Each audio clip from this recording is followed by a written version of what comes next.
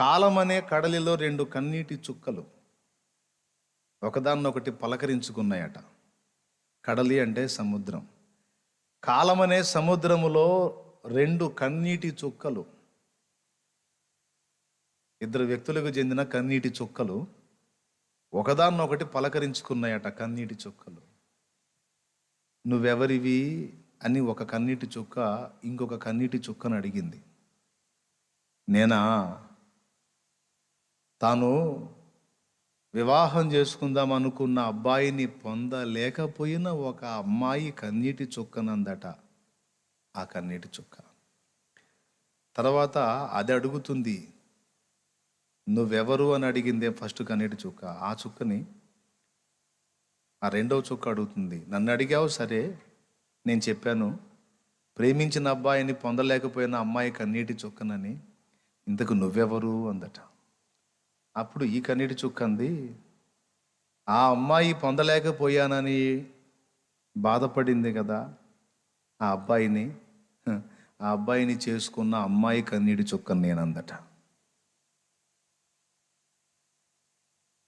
అయ్యో వాడు మిస్ అయిపోయాడే అని ఒక అమ్మాయి ఏడిస్తే, కర్మగాలి వీడు నా పాలిట పడ్డాడని ఇంకొక అమ్మాయి ఏడుస్తుంది.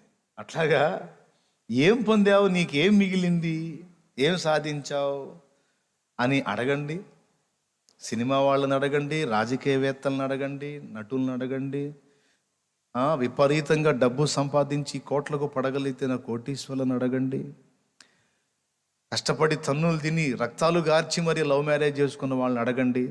బాయ్ ఏం సాధించావని చెప్పే సమాధానం ఒకటే, ఏదో ఉందని ఎక్కాను, తీరా ఎక్కిన తర్వాత ఏమీ లేదు. ప్రఖ్యాతిగాంచిన ఒక సినిమా యాక్టర్ని కూర్చోబెట్టి ఒక టీవీ యాంకర్ ఇంటర్వ్యూ చేశాడు. ఎవరో కాదు, అతను షారుఖ్ ఖాన్ అని హిందీ నటుడు.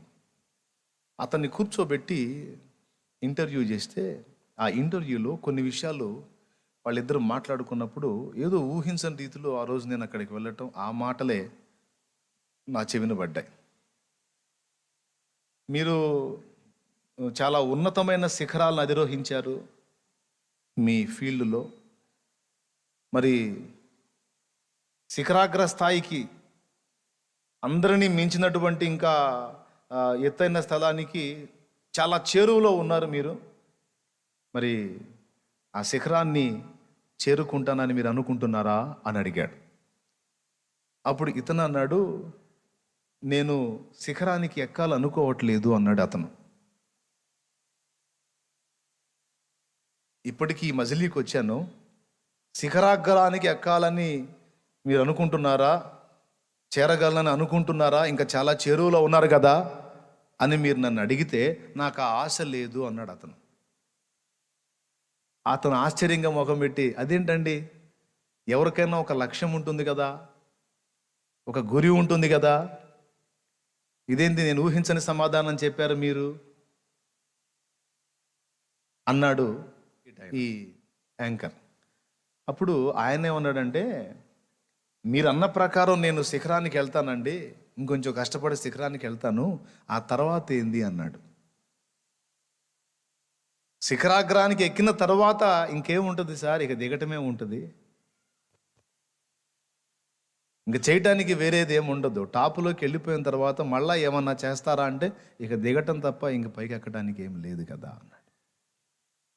నవ్వు పుట్టింది, కానీ అతని ఆలోచన డెప్త్గానే ఆలోచించాడు అనిపించింది.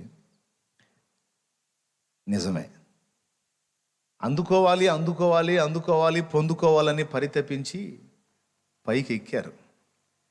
ఎక్కిన తర్వాత చూస్తే ఏమీ లేదు.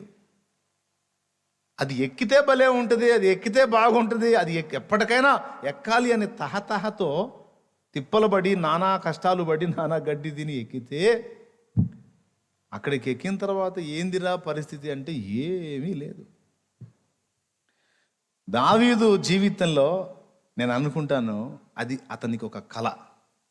కనీసం ఇశ్రాయేలు సైన్యంలో ఒక సైనికుడుగానన్నా నేను ఉంటే బాగుండు అన్నది కళ. కానీ అది తీరదే. గొర్రెల కాపరి సైనికుడు ఎలా అవుతాడు? సైనికుడు కావాలంటే యుద్ధ నైపుణ్యం తెలియాలి, వీరుడై ఉండాలి. శత్రువు ఎలాగ దాడి చేస్తాడో దాన్ని ఆ వ్యూహాన్ని గుర్తించి తిప్పికొట్టగలిగే సామర్థ్యం ఉండాలి. ఇవన్నీ ఉంటే కదా. తగ్గ ఆహార్యం ఉండాలి, ఒడ్డు పొడుగు బాడీ అంతా కరెక్ట్గా ఉండాలి. ఇవన్నీ ఉన్నోడు సైనికుడు అవుతాడు. ఇవి లేనోడు కర్ర తీసుకొని విషయం గొర్రెలను తోలుకునేవాడు సైనికుడు ఎట్లా అవుతాడు? దేవుడు సరే అదొక కొండ అయిపోయింది కదా దావీదు, నీకు సరే ఎక్కిస్తాలే అని సింపుల్గా ఎక్కిచ్చేశాడు ఒక్కరోజే. సౌలు రాజు పర్మిషన్ ఇవ్వటంతో గొర్రెల కాపరి సైనికుడు అయ్యాడు. దేవునికి స్తోత్రం. సైనికుడు అయ్యాడుగా, అయిపోయింది. ఒక కొండ ఎక్కాడు. ఇక రెండో కొండ ఏంటి? రాజు. ఒకే ఒక్క చిన్న రాయితో రాజు అయిపోయాడు. 5 రాళ్ళు తీసుకున్నాడు కానీ 5 రాళ్ళకు అవసరం లేకుండా అయిపోయింది.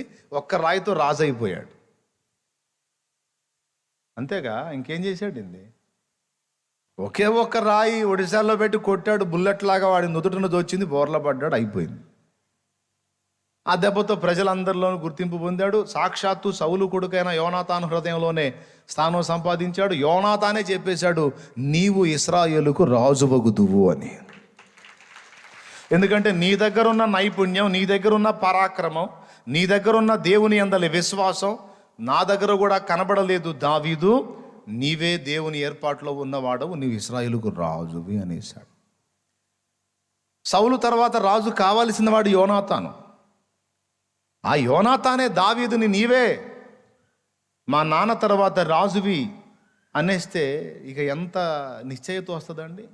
అయిపోయింది. సౌలు మాటతోనేమో సైనికుడయ్యాడు, ఒక్క రాయితో దేవుని కృప వల్ల రాజు అయ్యాడు. రాజైన తరువాత ఇక సకల భోగభాగ్యాలు, ఈ ఘనతలు, ధనము అన్నీ కోరుకున్నవన్నీ అందుబాటులో.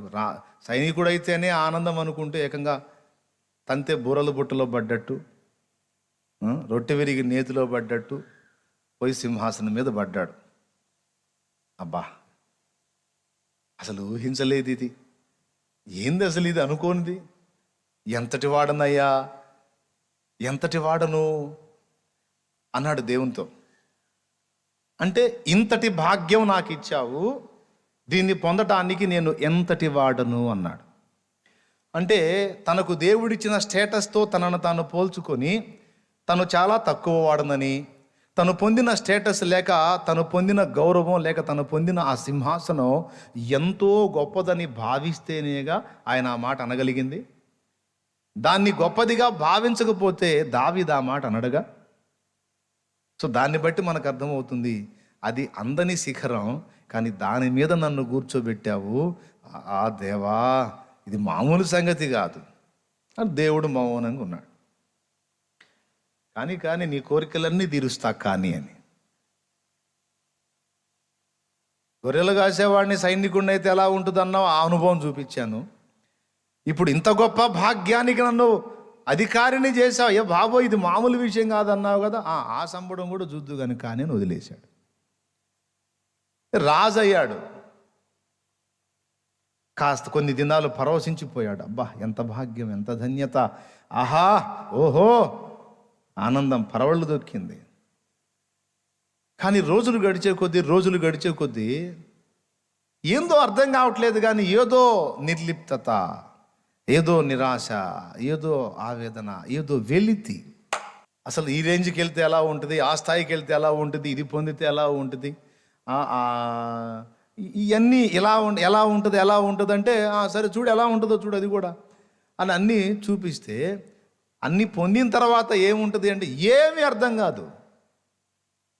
అంటే మనం పెట్టుకున్న గురి, మనం పరిగెత్తిన పరుగులాట అంతా కూడా ఎండమావి కోసమే అన్న సంగతి అర్థమైపోయింది. సరే, తాను అనుకున్న ఆ శిఖరానికి ఎక్కిన తర్వాత దావీదు ఫీలింగ్ ఏంటి అని మనం పరిశీలిస్తే, దావీదుకి అది రుచించలా. ఇంకా చెప్పాలంటే తను అంతకుముందు కలిగి ఉన్న ఆనందాన్ని ఆ శిఖరాగ్రం ఎక్కిన తర్వాత పోగొట్టుకున్నట్టుగా గుర్తించాడు. తను దీన స్థితిలో ఉన్నప్పుడు కలిగి ఉన్న ఆనందాన్ని తను ఉన్నతమైన మెట్టుకి, ఉన్నతమైన అంతస్తుకి వెళ్ళిన తర్వాత తను అనుకున్నాడు ఈ ఆనందము 100 రెట్లు రెట్టింపు అయిద్దని. కానీ ఆల్రెడీ ఉన్న ఆనందం అంతా కూడా పోయినట్టు, లాస్ అయిపోయినట్టు, తనకు ఆ ప్రారంభపు స్థితే బాగున్నట్టు గుర్తించాడు. ఈరోజు మీ అందరి జీవితాల్లో కూడా మీరు అనుకున్నవి కొన్ని మీ చేతికి వచ్చినప్పుడు రాక మునుపు ఏదేదో ఆరాటపడి ఆశపడ్డారు, తీరా వచ్చిన తర్వాత మీరు కూడా ఇదే గుర్తిస్తారు. ఇదంతా రాక మునిపే బాగుంది, నాకు ప్రశాంతంగా, ఇంత తపనబడి సాధించిన తర్వాత చిరాకు పుడుతుంది, జీవితం మీద విసుగు పుడుతుంది అనే భావన కలిగిన వాళ్ళు ఎవరన్నా ఉంటే ఒకసారి చేయొద్దండి, నాకు కలిగిందన్నా అన్నాళ్ళు. శిఖరాలుగా మనం ఊహించుకొని ఎక్కడానికి ప్రయత్నించినవన్నీ ఎంత కష్టపడి ఎక్కినా తీరా ఎక్కిన తర్వాత మనకు లభించేది ఏమన్నా ఉంది అంటే ఏమీ లేదు. శిఖరం కింద ఉన్నప్పుడే కొంత సుఖం ఉంది, కానీ కష్టపడి శిఖరాగ్రం చేరిన తర్వాత ఏం అర్థం కావట్లా. Praise the lord. ఇప్పుడు ఇక నా మట్టుకు నా జీవితాన్ని నేను మీకు చెప్తా సింపుల్గా. లోకంలో ఉన్నప్పుడు లోకానుసారమైన జీవితంలో సంపాదించాలి, పేరు ప్రఖ్యాతులు గడించాలి, మమ్మల్ని తృణీకరించిన వాళ్ళందరి ముందు ఘనంగా తలెత్తుకొని తిరగాలి అని అదొక యాంబిషన్ పెట్టుకొని తిప్పలబడి ఎంత ముందుకెళ్దామంటే అంత వెనక్కి నెట్టబడ్డా. చివరికి కదా ఏది కాదురా, ఇక కష్టమేనేమో, అసలు ఈ బతుకే వేస్ట్ అనే విరక్తిలోకి వెళ్ళిపోయాను. ఏదో దేవుడు దయచేసి దర్శించి చేతుల్లోకి తీసుకున్నాడు. ఆయన రక్తంతో గడిగాడు, పరిశుద్ధపరిచాడు, ఆయన కౌగిట్లో సేద తీర్చాడు. ఆనందమయమైన జీవితాన్ని కొన్ని సంవత్సరాలు అద్భుతంగా రాత్రి పగలు తేడా లేకుండా అనుభవించేటట్టు చేశాడు. ఎంత బాగుంది, ఎంత అద్భుతంగా ఉంది. ఆయన పాట పాడినట్టు, మాధుర్యమే నా ప్రభుతో జీవితం, మహిమానందమే మహా ఆశ్చర్యమే, మహిమానందమే మహా ఆశ్చర్యమే, మాధుర్యమే నా ప్రభుతో జీవితం. కొన్ని సంవత్సరాలు ఈ పాట పాడుకున్నాడు అలానే ఉంటే బాగుండేది. మళ్ళా ఒక శిఖరం ఏర్పాటు చేసుకున్నా. నేను దేవుణ్ణి సంతోషపెట్టాలి, నేను పొందిన ఈ ఆనందమయమైన జీవితాన్ని అనేకులు అనుభవించాలంటే నా ప్రాణప్రియుని అనేకులకు పరిచయం చేయాలి. ఇక ఇప్పుడు నా లైఫ్ యాంబిషన్ ఏంది అంటే అవకాశం ఉన్నంత మందికి నా యేసును పరిచయం చేసి వాళ్ళని ఆయన వైపు త్రిప్పి నేను పొందుతున్న ఈ మాధుర్యమైన జీవితం వాళ్ళు కూడా పొందేటట్టు చేయాలి. ఇహమందు వాళ్ళు అనుభవించాలి, నిత్య జీవం కూడా వాళ్ళు స్వతంత్రించుకోవాలి. ఇప్పుడు ఇది లైఫ్ యాంబిషన్. సరే బాగుంది, ఓ శిఖరం ఏర్పాటు చేసుకున్నా. దాన్ని ఎక్కటానికి తిప్పలు పడి నేను అనుకున్న శిఖరం 6 నెలల్లో ఎక్కా. 50 మంది.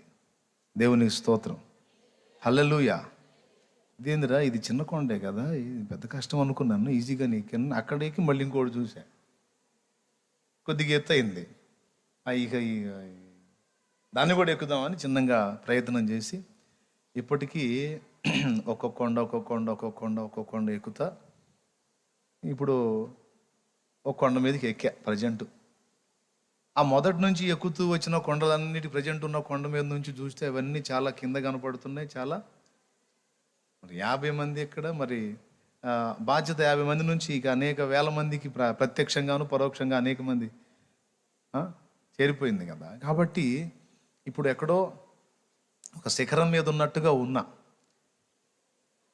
వెలుపటి నుంచి చూసేవాళ్ళు ఏమనుకుంటారంటే ఎంత ధన్యజీవో, ఎంత అదృష్టవంతుడో, అబ్బా శిఖరం మీదకి ఎక్కి కూర్చున్నాడు శాలేం రాజన్న అని అందరూ నా విషయంలో, అంటే కనీసం దూరస్తులు కాకపోయినా నన్ను ఎరిగినోళ్ళు సమీపస్తులు ఖచ్చితంగా అనుకుంటారు.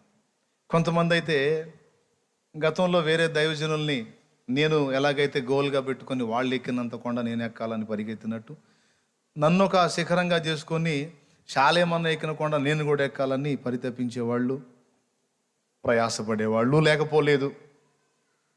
అయితే బాగుంది, మంచిదేలే. అయితే ప్రారంభానికి ఇప్పటికీ వ్యత్యాసం చూస్తే చాలా తేడా కనపడుతుంది. అది పాయింట్ ఇక్కడ.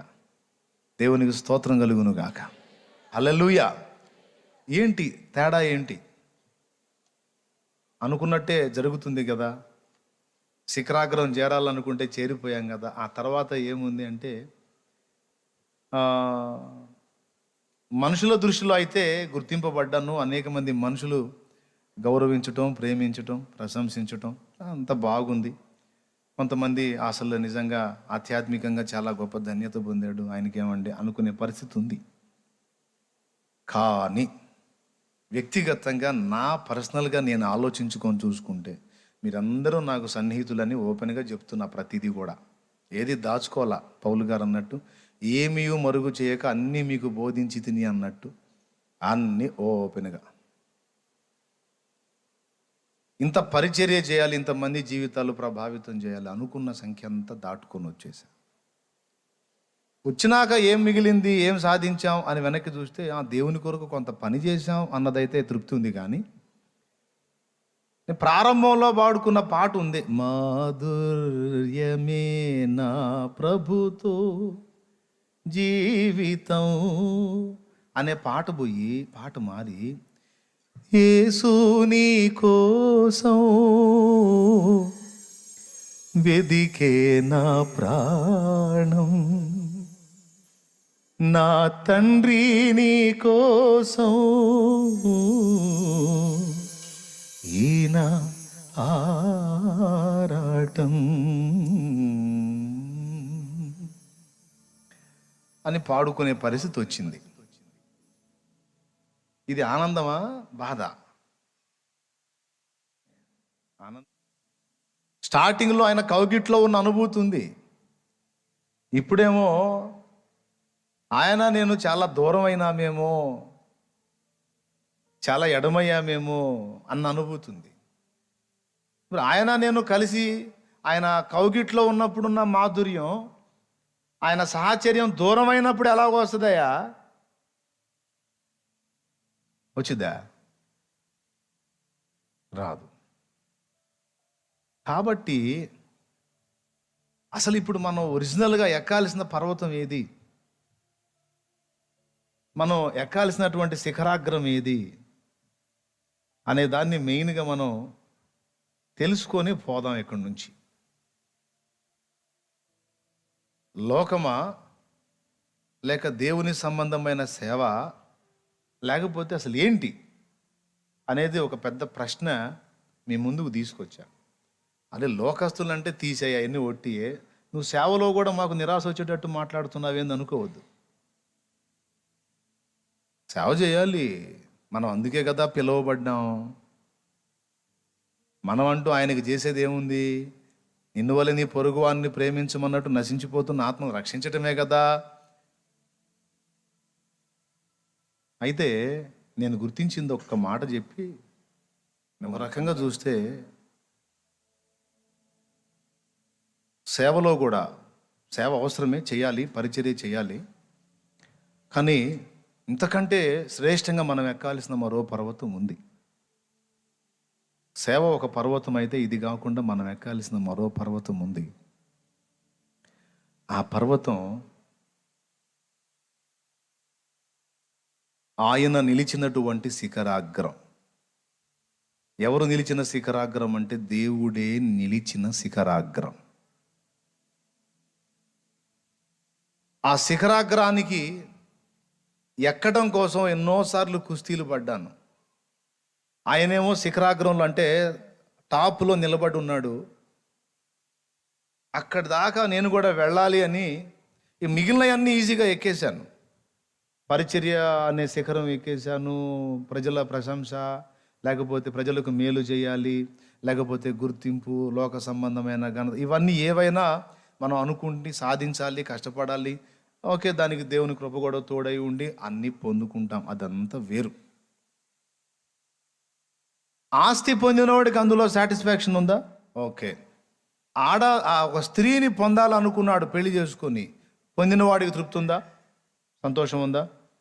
లేదు. నటుడు కావాలనుకున్నాడు, అయ్యాడు, తృప్తి ఉందా? లేదు. లేదు సార్, చాలా తృప్తిగా ఉన్నాను అంటాడు, కానీ ఒట్టిదే, అబద్ధం, తెలుసు నాకు అది. ఏది సాధించాలనుకున్నాడు అది సాధించిన తర్వాత నిజంగా సంతోషం పొందాడా, సంతృప్తి చెందాడా, ఇక చాలా అనుకున్నాడా అంటే లేదు. అర్థం కావట్లేదు, కానీ ఏదో ఇంకా వెలితి వెంటాడుతానే ఉంది. సరే, అవన్నీ పక్కన పెడితే సేవలోకి వచ్చిన తర్వాత, సేవలో కూడా ఒక స్థాయిని సాధించిన తర్వాత, ఇక ఇంతవరకు వెళ్తే చాలు మనం, ఓకే వచ్చావు, తృప్తి ఉందా? సేవలో అనేక మంది మనుషుల్ని సంపాదించుకున్నాం దేవుని కొరకు, తృప్తి ఉందా? ఆదరణ ఉందా? ఆనందం ఉందా? అంటే నేను అనుభవిస్తున్నాను కాబట్టి చెబుతున్నా, లేదు. లేదు. ఎందుకంటే ఇవన్నీ మామూలు పర్వతాలు. సేవ అనే పర్వతం మీద మనుషులు ఉన్నారు. నా ప్రియురాలు అనే పర్వతం మీద ప్రియురాలు ఉంది, ప్రియుడు ఎక్కి తిప్పలు పడుతున్నాడు. డబ్బు అనే దాన్ని పొందడానికి ఆ పర్వతం మీద డబ్బు ఆ టాపులో ఉంది, కష్టపడి ఎక్కి దాన్ని పొందుకుంటాడు. మళ్ళీ చెప్తున్నా, సేవ అనే పర్వతం మీద ఎవరున్నారు? ప్రజలు ఉన్నారు, మనుషులు ఉన్నారు. ఏమైనా అర్థమవుతుందా? సేవకులకి, విశ్వాసులకి, అందరికీ చెప్తున్నా. ఇక డబ్బు, ఘనత, అధికారం, వ్యక్తులు, మనుషులు ఒక్కొక్కళ్ళు ఒక్కొక్క పర్వతం మీద ఉంటారు. వాళ్ళని అందుకోవడానికి జీవితాలన్నీ పణంగా పెట్టి తిప్పలు పడుతూ ఉంటారు. కష్టపడి పోతే అక్కడ పొందుకునేది, ఒకడేమో ఒక పర్వతం మీదకి ఎక్కి కష్టపడి డబ్బు పట్టుకున్నాడు, ఒకడేమో అధికారం పట్టుకున్నాడు, ఒకడేమో ప్రజల ఘనత పట్టుకున్నాడు, ఒకడేమో ప్రియురాలను పట్టుకున్నాడు, ఒక ఆమె ఏమో ప్రియుడిని పట్టుకుంది, సేవకుడేమో జనాన్ని పట్టుకున్నాడు. బాగుంది.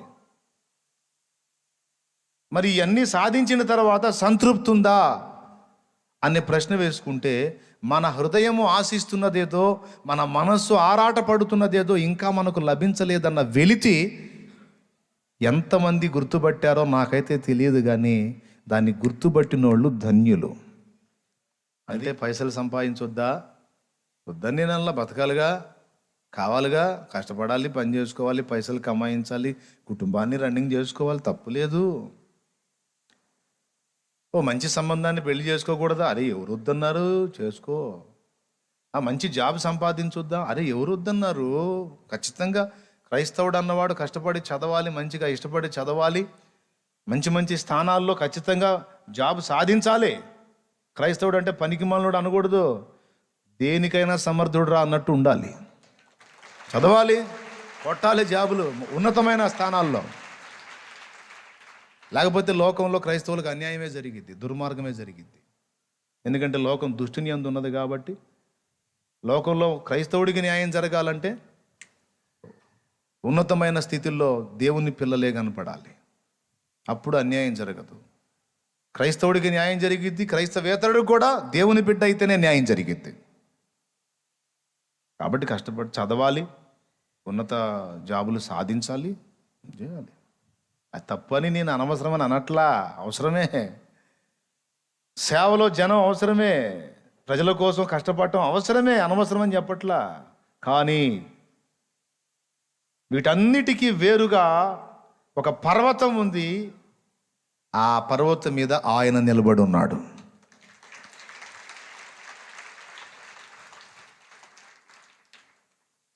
ఈ కొండెక్కి, ఆ కొండెక్కి, ఆ కొండెక్కి, ఈ కొండెక్కి, ఈ కొండలో ఈ టాపులోకి వచ్చాను ఏమి లేదు, ఇందులో ఎక్కాను ఏమి లేదు, ఇందులో ఎక్కాను ఏమి లేదు అని కొంచెం పరకాయించి పరిశీలించి చూస్తే ఒక ప్రత్యేకమైన పర్వతం కనపడుతుంది. ఆ పర్వతం మీద ఆజానుబాహుడైన ఒక వ్యక్తి చేతులు చాచి నిలుచున్నాడు.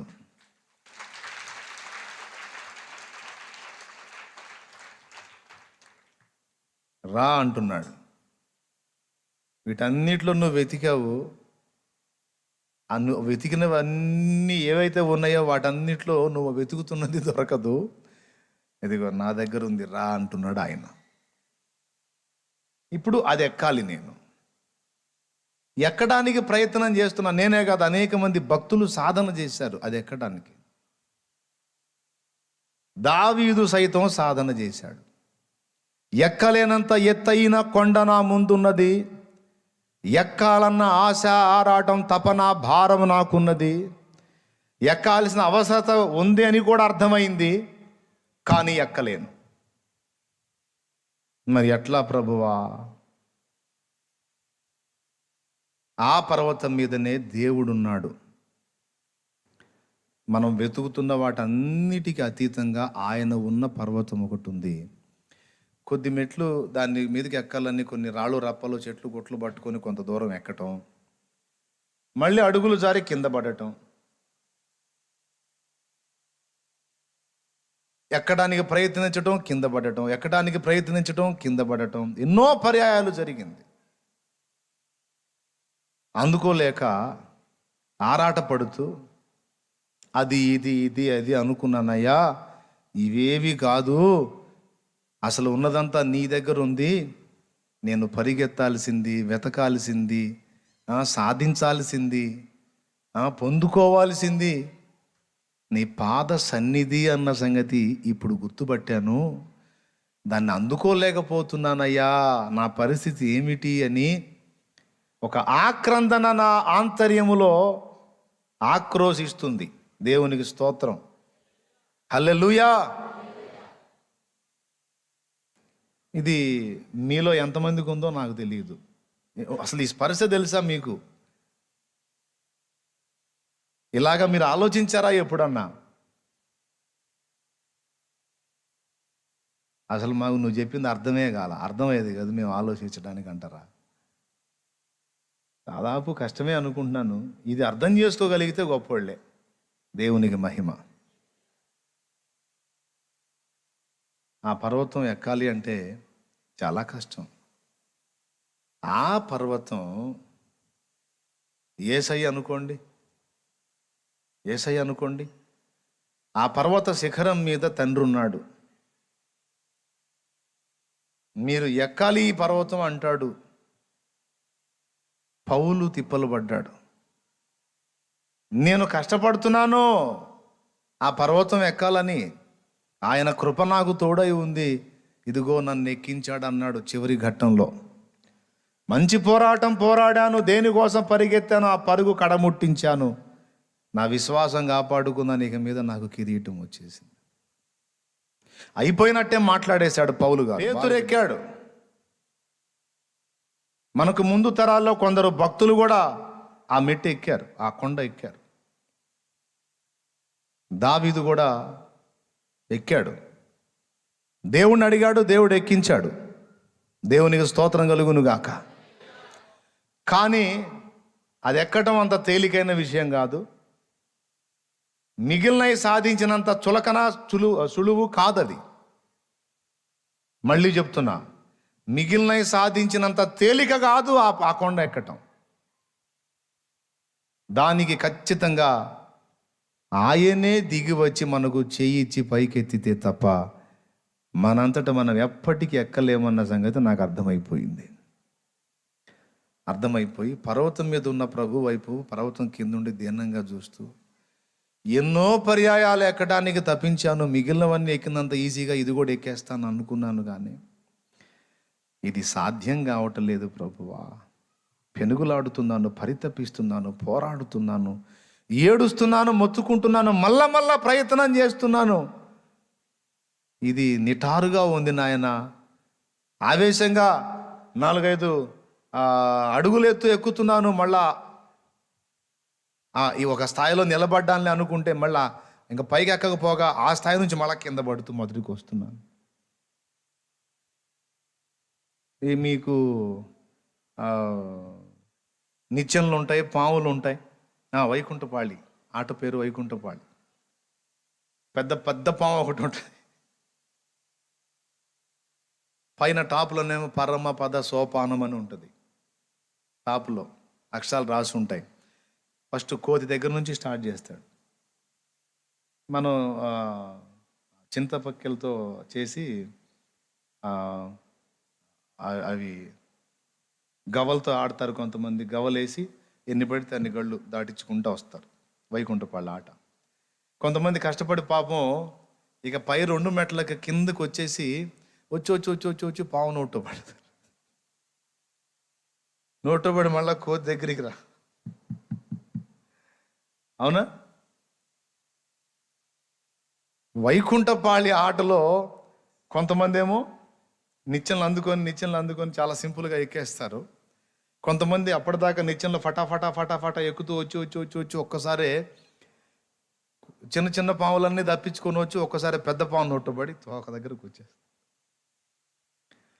అట్లాగా ఎక్కాలే చాలా వరకు వచ్చాలే, అబ్బా ఇంకెంత దూరం, ఇంకా కొంచెమేగా అన్నట్లుగా వచ్చి మళ్ళీ ఆడుకొచ్చి మళ్ళా ధనామని కింద పడిపోయిన పరిస్థితి చాలామంది భక్తులు ఎదుర్కొన్నారు.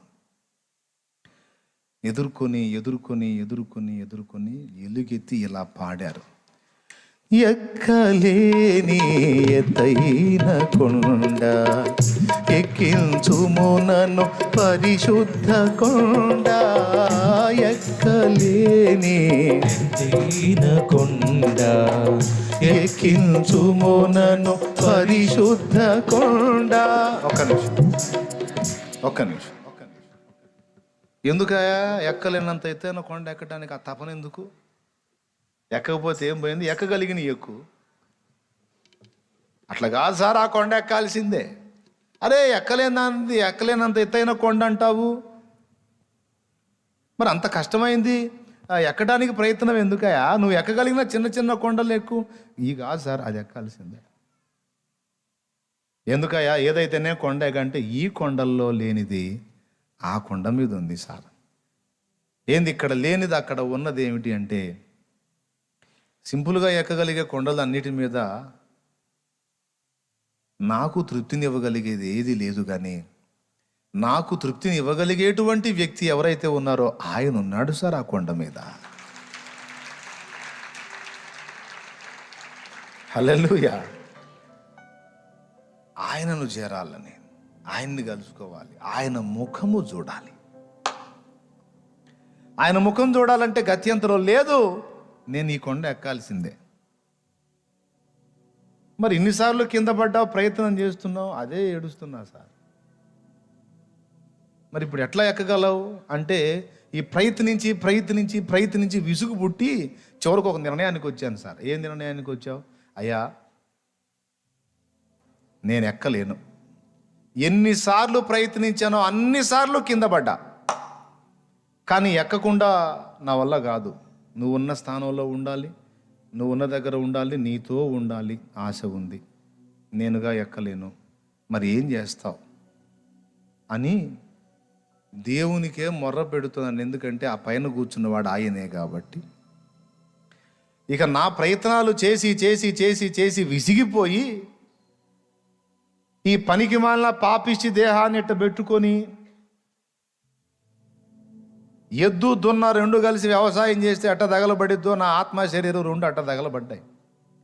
ఇదేమో ఒకదానికి లాగే, లోపల ఉన్న ఆత్మ ఇంకొక దానికి లాగే. ఈ దేహవాంఛ వేరు, ఆత్మ యొక్క ఆరాటము వేరు. ఈ రెండిటి మధ్య ఇరుకునబడి ఉన్నాను. ఏమైనా కానీ నేను ఆ పర్వతం ఎక్కకపోతే మాత్రం, ఆయన ముఖ దర్శనం నాకు కలగకపోతే మాత్రం, నేను ఆ ఆత్మ పరితపిస్తున్న ఆ పరితాపానికి శాంతి కలుగదు. కాబట్టి నేను ఆయన ముఖం చూడాల్సిందే. మరి చూడాలంటే ఎక్కలేకపోతున్నాను అంటున్నావు కదా, నేను ఎక్కలేకపోతున్నాను. ఆయన దిగి రాలేడంటావా? నా చెయ్యి పట్టలేడంటావా? నన్ను ఎక్కించలేడంటావా?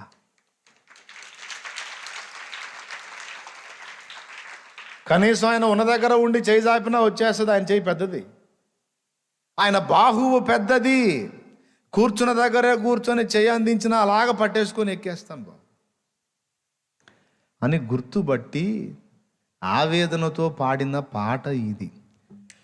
నాదు ప్రాణము తల్లడిల్లగా బోధిగంతముల నుండి ఏగా, నాదు ప్రాణము తల్లడిల్లగా బోధిగంతముల నుండి ఏగా, మొర్ర పెట్టు సున్నానికేగా మొర్ర పెట్టు సున్నానికేగా నీ కొరకేనే వెదకేను దేవా నాకొకసారి కనిపించరావా నీ కొరకేనే వెదకేను దేవా నాకొకసారి కనిపించరావా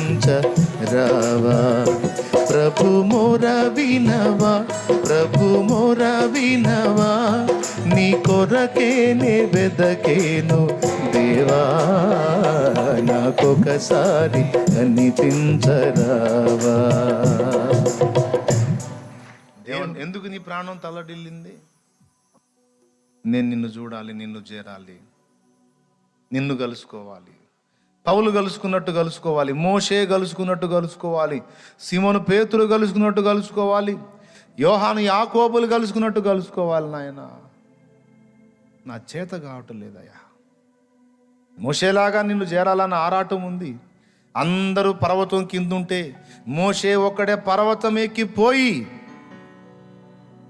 యెహోవా సన్నిధిని నిలిచి ఆయన మాట వినుచుండెను. ఏముందయ్యా ఆయన సన్నిధిలో అంతసేటు ఏముంది?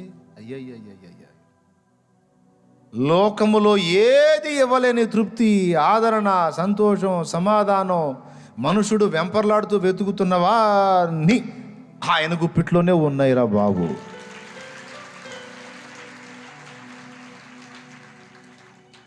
జీవజల నది ఆయన దగ్గర ఉన్న సంగతి మర్చిపోయి ఎండమావి కోసం వెంపలాడి పరిగెత్తి అక్కడికి పోయి అది పొందుకుంటాను ఇది పొందుకుంటాను అవన్నీ పొందుకుంటే నా దాహం తీరిద్దని అన్నీ చూసి నా కుటుంబము, నా ఇల్లు, నా కుటుంబము, నా వారని వెంపర్లాడాను. నా లైఫ్లో చాలా భాగం వారి కోసం వెచ్చించాను. చివరి ఆఖరికి వచ్చేటప్పటికి నా పరిస్థితి తారుమారైన తరువాత వారి అసలు రంగు బయటపడింది అంటాడు ఒక ఆయన. అలాగే ఇక అన్ని విషయాల్లో అంతే వేదన పడతా ఉంటారు. అది స్థిరం అనుకుని ఇది నిజమని అట్లా పరిగెత్తా ఇట్లా పరిగెత్తా చివరికి ఎట్ట అయిపోయా అని ఇట్లాంటి మాటలు చెప్పిన వాళ్ళు చాలామంది ఉన్నారు. లేరా? ఉన్నారు. అన్నీ ఎండమావులే. ఏదో జీవితంలో అన్నీ ఉండాలి కాబట్టి ఏదో కథ నడుపుకొని ఈరోజు సాగిపోతున్నా కానీ అసలైతే ఉన్నదంతా ఆయన దగ్గర ఉంది సార్. అందుకే అడుగుతున్నా, ఎక్కలేని ఎత్తైన కొండ ఎక్కించుము నన్ను పరిశుద్ధ కొండ, ఎక్కలేని ఎత్తైన కొండ ఎక్కించుము నన్ను పరిశుద్ధ కొండ, చక్కని ప్రభు నీ మోము చూడా, చక్కని ప్రభు నీ మోము చూడ, నీ కొరకేనే వెదకేను దేవా నాకొకసారి కనిపించరావా, నీ కొరకేనే వెదకేను దేవా ఒకసారి కనిపించరావా. ప్రభు మొర వినవా, ప్రభు మొర వినవా, నీ కొరకేనే వెదకేను దేవా ఒకసారి కనిపించరావా. అదేంటి వేరే వేరే అన్ని చాలా వెతికావుగా, అయిపోయింది, అన్ని వెతికాను, ఏం లేదు అక్కడ. మరి చివరికి ఏం వెతుకుతున్నా? నీ కొరకేనే వెదకేను దే. ఎందుకు నాయన? నా దగ్గర ఏముంది నాయన? ఒకటే అంగీ కలిగిన వాడిని, ఇతరులకు చెందిన ధోని ఎక్కి వాళ్ళని అడిగి ఎక్కినోడిని, ఇతరులకు చెందిన సమాధిలో పెట్టబడ్డవాడిని, ఇతరులకు చెందిన గాడిదని అడిగి తెప్పించుకొని దాని మీద ఎక్కి ఊరేగినోడిని. నా దగ్గర ఏముంది నాయన? లోకం ఇంత బాగుంటే, ఇంత రమ్యంగా ఉంటే, ఇంత అద్భుతంగా ఉంటే, ఇంత ఆకర్షణీయంగా ఉంటే ఆ లోకంలో వెతుక్కొని ఆయన నా దగ్గర ఏముంది నాయన వెర్రి బాగులోని అన్నట్టు చూస్తాడు ఆయన. అన్నా పిచ్చోడు పరిగెత్తుతాడు ప్రభు, అట్లా పిచ్చోడు వెతుకుతాడు. అయ్యా మైండ్ బాగున్నాడు, ఎందుకు వెతుకుతాడు? మిత్రుడానా ఆశ్రయమేవే, శత్రువుల ఎడ నా కోట నీవే, స్తుతికి కారణ భూతుడ నీవే, స్తుతికి కారణ భూతుడ నీవే, నీ కొరకేనే వెదకేను దేవా, నాకొకసారి కనిపించరావా.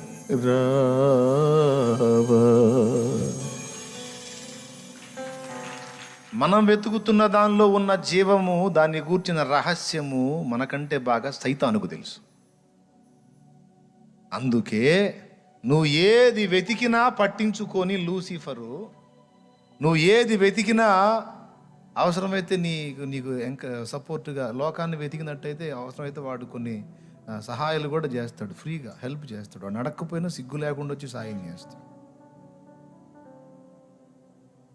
నువ్వు మిగిలినవి ఏ వెతికినా పట్టించుకోడు వాడు. వెతుకు, నువ్వు వెతకాల్సిందే అయ్యే.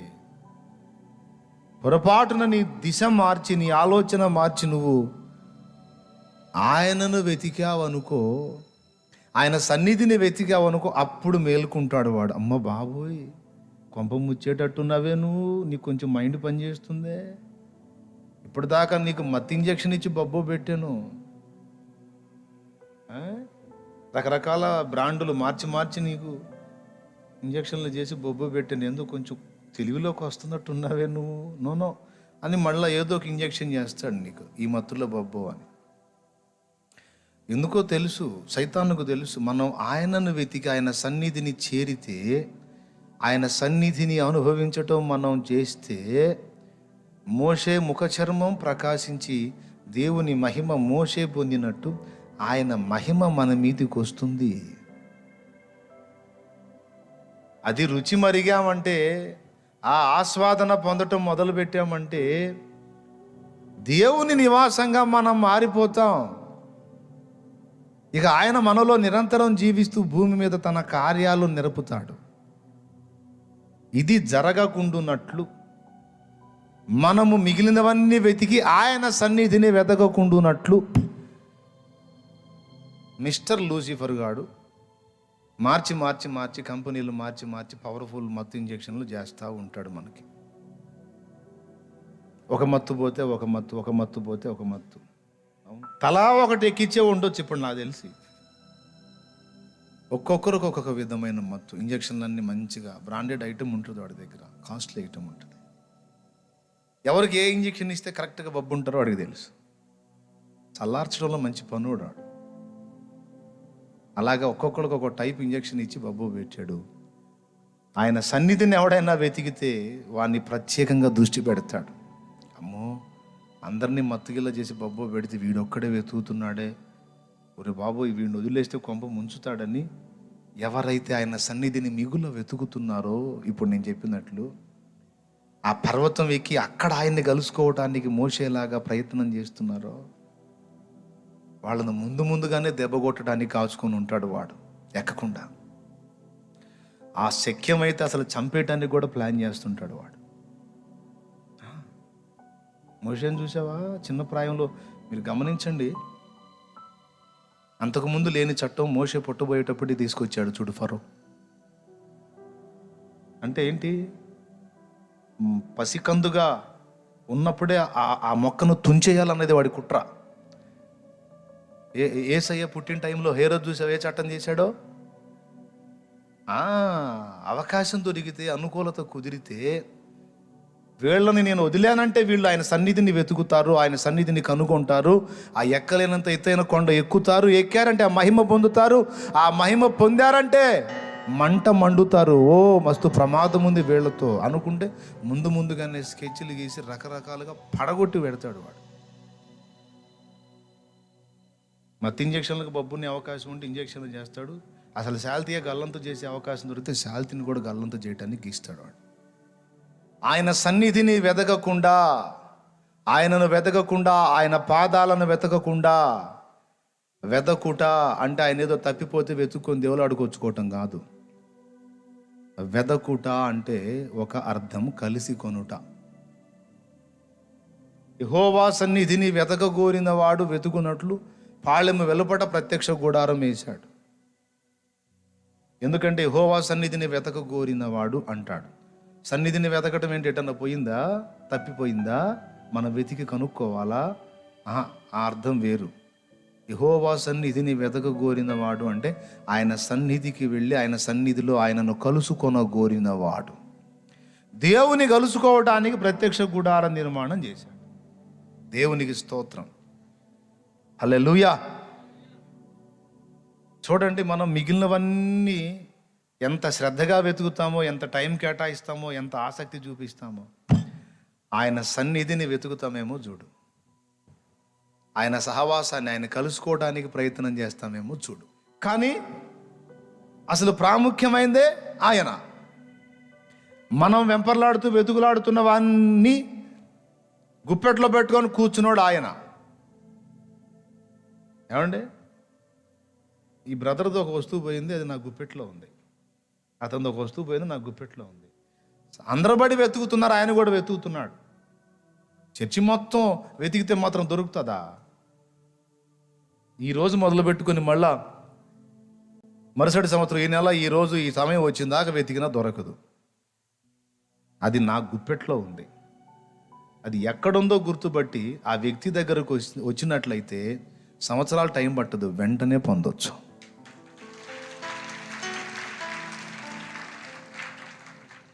మానవుడు వెతుకుతున్న సంతోషము, ఆనందము, మనశ్శాంతి, ప్రశాంతత, సంతృప్తి ఆయన పాదాల దగ్గర ఉన్నాయి.